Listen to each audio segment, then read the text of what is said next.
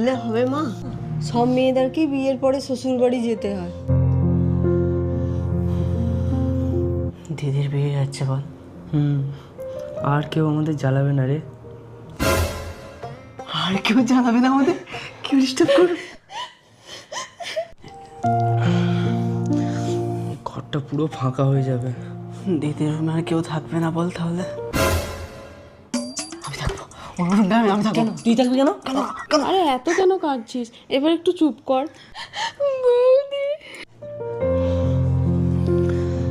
এখন আর উল্টো পাল্টা খরচা করলে হবে না, বুঝলি? বোনের বিয়েতে অনেক খরচা হবে। বোনের বিয়েতে অনেক খরচা হবে না?